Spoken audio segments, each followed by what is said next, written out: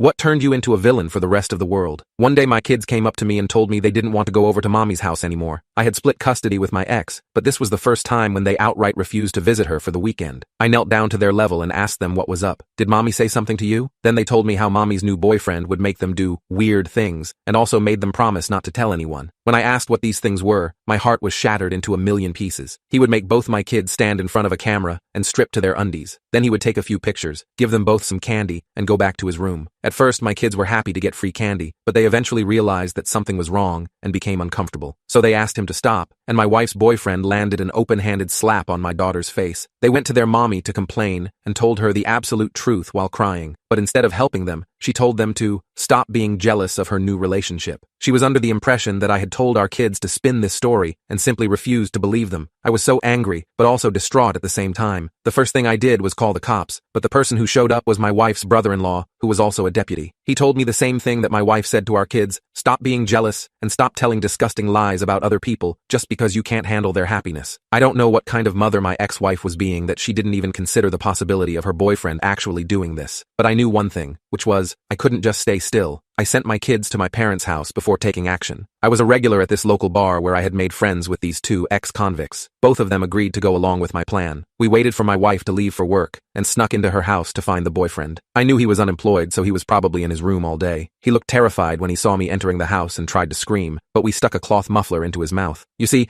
I was under the impression that he was using those photos he took to get himself off like a sicko, so my plan was to simply find the photos, delete them forever, and threaten him enough so that he never does it again. But then the boyfriend confessed as to what he was actually doing. Turns out, he had a very long line of other sickos who wanted to buy these photographs and were paying him top dollar for them. He had about 6 copies of each photo ready to be shipped out in a couple days' time. The severity of the situation dawned on me, and I realized that if my kids didn't have enough courage to come to me, then I never could have stopped these photos from going out there. My eyes just saw red, and I lost control. I grinded the boyfriend's head in with the iron knuckles I had been wearing and didn't stop until my 2 friends dragged me off of him. I knew what I had done would land me in prison, which would mean my kids would go to my wife, and her next boyfriend could potentially do a similar thing to them. So I just started crying on the wooden floor. This is when one of my friends told the other to take me home and made a joke about how prison life suits him better anyway. I looked at him, and for a brief moment, forgot all of his past crimes and simply nodded my head with respect.